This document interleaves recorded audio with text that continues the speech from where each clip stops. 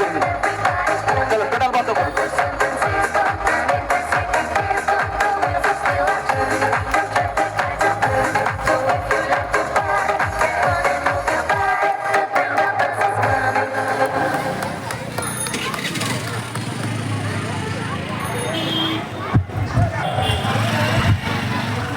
নমস্কার করো।